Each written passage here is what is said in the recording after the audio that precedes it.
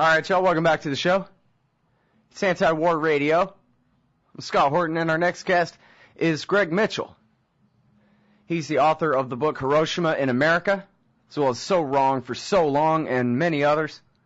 He's the former editor and publisher, and now he writes the Media Fix blog for TheNation.com, a new edition of his book, The Campaign of the Century, Upton Sinclair's Race for Governor of California and the Birth of Media Politics, winner of the Goldsmith Book Prize, has just been published by Polypoint Press. Welcome back to the show, Greg. How are you? Always happy to be here. Oh, and I would be very remiss if I didn't mention that you're the most prolific Twitterer in the history of Twitter.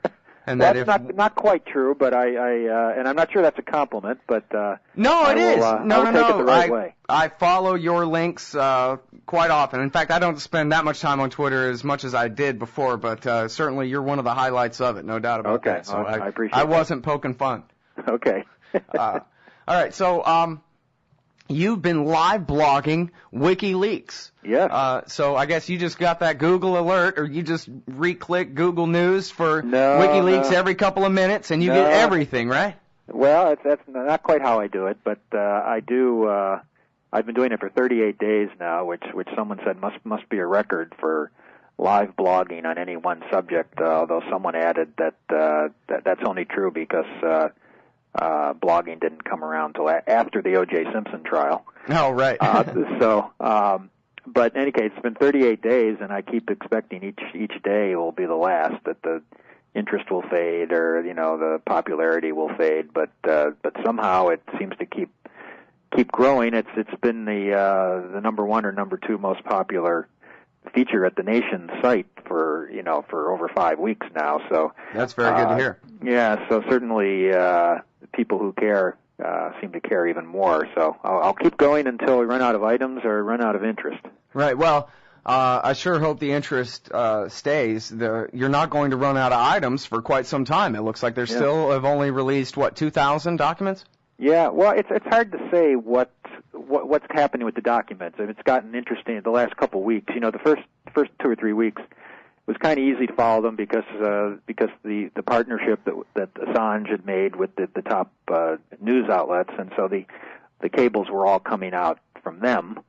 And then this Norwegian paper got a hold of the whole thing, and others have been dipping into it. So now every day you're seeing very little from the New York Times and the Guardian now, and you're seeing new things every day from more far-flung sources. So in some ways it's a little harder to cover. But we're still getting a lot of really interesting items, and it really is impossible to judge what's in the other 249,000 cables. It may be it's all junk, it's minor, super minor stuff, it's stuff that that has no interest at all, or it's taking so long for people to get through them. We're going to keep having things for months and months out of it. So we'll see. Mm-hmm.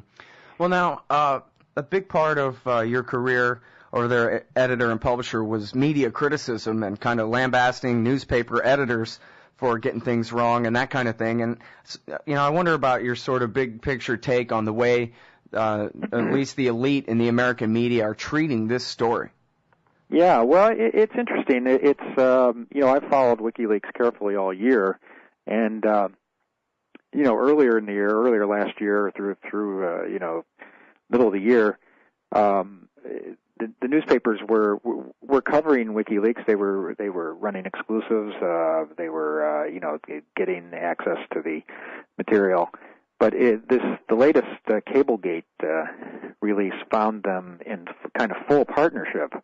Not only did they embargo everything until the same hour or the same day, but they vetted the cables. In fact, WikiLeaks turned over to them the right and responsibility to vet the cables. WikiLeaks really hasn't published until recently, was not publishing anything on their own. They were sort of republishing the cables that have been vetted by these top news organizations.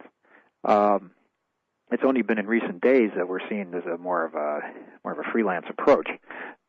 So on the one hand, they've had this growing partnership with these top news outlets. On the other hand, these news outlets seem to be turning against them more and more in their coverage.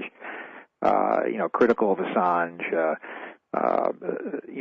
critical of some of the moves he's made in relation to this rape charges and so forth, and many in the media not jumping on board the defending WikiLeaks right to publish and right to leak and First Amendment rights in the U.S. and a lot of people in the media wouldn't be totally upset if he got extradited to the U.S. and put on trial and so forth. So it's been a very, very odd relationship with the media throughout.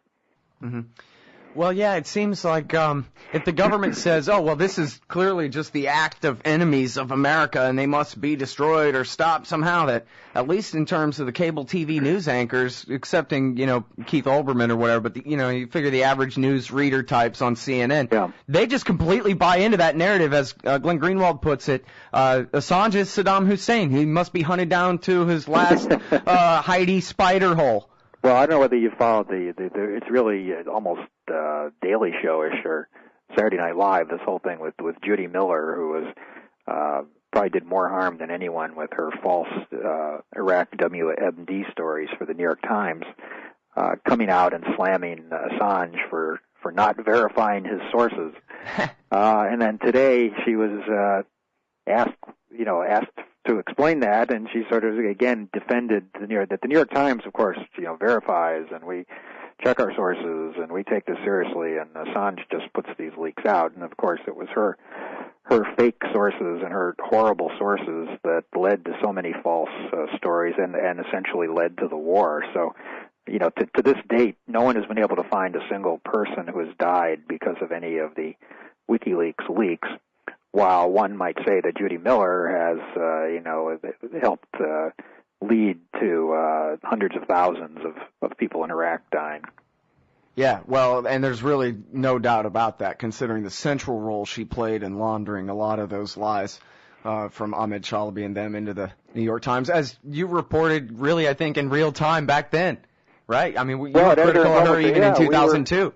Well, yeah, editor and publisher was, I'm very proud to say, was among the few mainstream media outlets who, from the get-go, were, suspicious and critical of how the press was handling the run-up to the war, and then covering the war in its early months and years when they were sort of making light of the problems and what would be happening in the future in progress. And I know I took a special interest in military suicides and what was happening with our soldiers and the psychological problems and so on and so forth. So for several years there, we were in the forefront of probing the official narrative that was coming out of the U.S. media. Mm. Well, now, on the subject of the week, and that's all true, by the way, because I was here and I was reading that stuff and interviewing Greg about it on the show.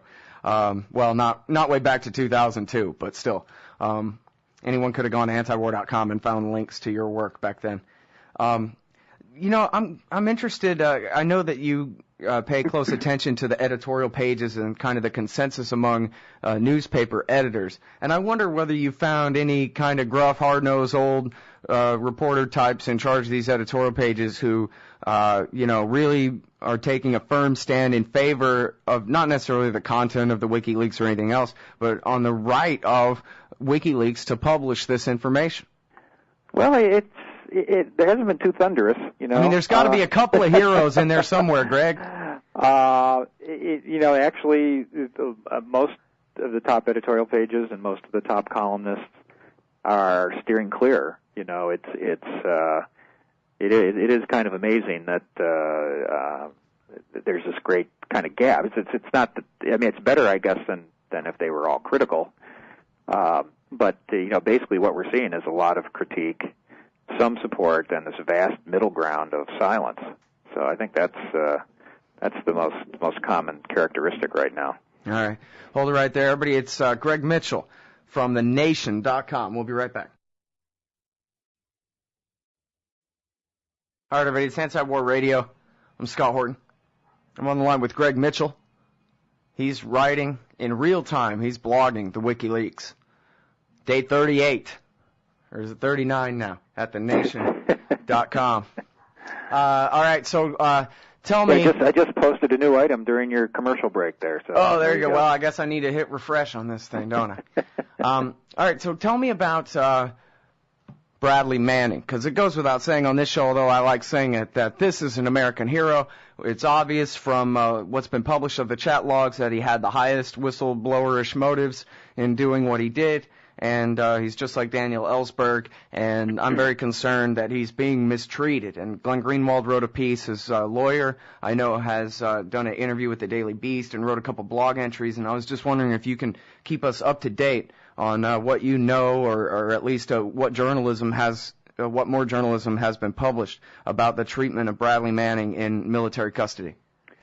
Well, up close, as I feature in my blog, there's been periodic blog postings by his lawyer, David Combs. So you can find him on Twitter, but he's just every few days he posts something, and it's usually legalities, what are possible routes they may take, and looking at the military law and things like that. So it's a little technical, but it's certainly relevant to the case. I'm sorry, his name escapes me now, but there's a fellow who knows Manning, is a friend of his who's visited him in prison a few times, who writes this stuff gets picked up at Firedog Lake first. I think it may get picked up elsewhere after that, but every week or two he writes something, maybe after he's visited Manning, about actually what his conditions are, and that's certainly the most up close and personal look at it. And according to him,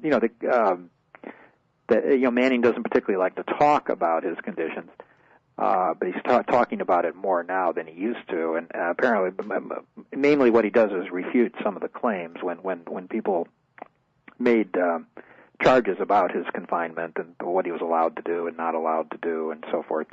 The military would sketch out things that made the treatment look not so bad, and then Manning would refute some of the details. So that's probably about the only way you can really follow it. Otherwise, it's groups protesting, or groups who are saying that he's been held too long without trial, or he's being held in solitary beyond all fairness, and or speculation on whether they're trying to break him so that he fingers Assange. And then a lot of stuff came out last week that they're very, very, very well maybe no link to Assange, as Assange has claimed.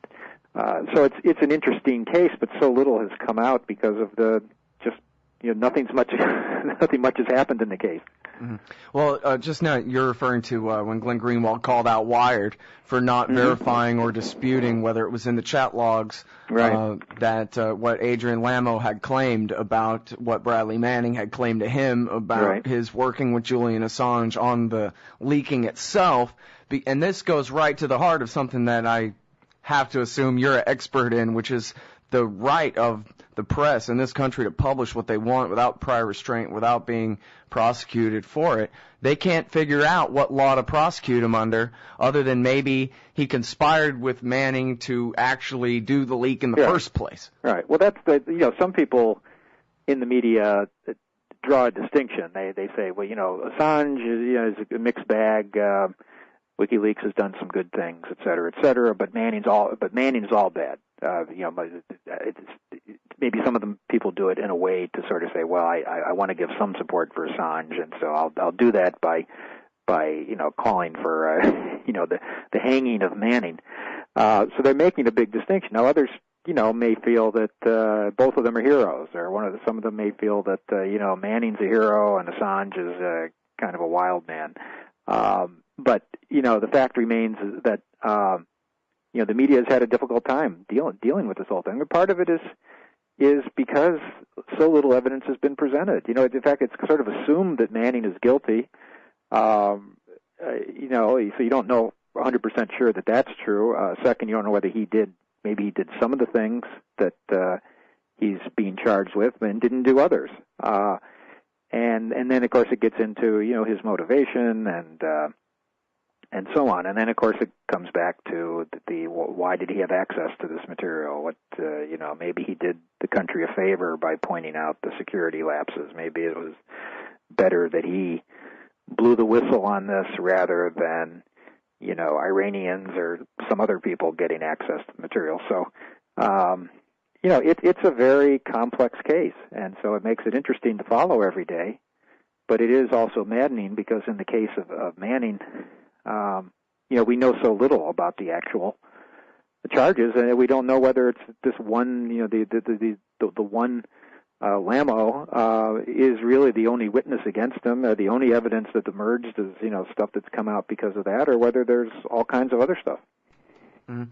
Well, aside from the whole Julian Assange is a terrible, evil culprit narrative on TV, it doesn't seem like they've really let the WikiLeaks change the narrative about any particular thing. So, like if there's important news about Diego Garcia or about Somalia or about Yemen, I guess the Yemen broke news a little bit, but if there's something counter to the narrative, say for example about Somalia, that Dick Cheney and George Bush and Condoleezza Rice hired the Ethiopians to invade, basically cajoled them into invading Ethiopia Christmas 2006. If that's not part of the media narrative, it doesn't matter that it's in the WikiLeaks. You can find it at foreignpolicyinfocus.org or fpif.org on their blog, but that's about it. Well, it's, in the U.S., and I think this was the New York Times approach to the cables. They ran hot and heavy with these cables for 10 days. And spun it all against Iran and then dropped virtually it. all of it virtually all of it was focused on areas that the U.S. was strongly involved, where you could look at them and say, yeah, this could have big impact for the U.S., or this is how the U.S. would implicate it, or what the U.S. is going to cause trouble for the U.S. or whatever. But since then, they've had very little of what you might call international stuff. Now, The Guardian kept that going for a couple weeks beyond that, and they still have some stuff, and they tend to not care if it has any particular fallout for the UK. It'll be some fascinating or nasty story involving some far-flung country that it should be of global interest, but is not really UK-centric. And now we're seeing more and more of these cables emerging from widely scattered places, and particularly if you're an international buff, you find fascinating any revelations, whether it's about Tunisia or Zimbabwe or Somalia or Canada for that matter. But they're not the U.S. flashpoints of Iraq and Afghanistan and so forth. So that's the way it's kind of shaken down, and you could argue that Americans just aren't much interested in international things. They're not outraged unless something's. I mean, look at Afghanistan. We've been there for all these years, and it's hard to get a rise out of people about the massive number of deaths and money and everything else that's being spent there. So how are we going to get them to care about some other spot in the world where we're not occupying? Touche.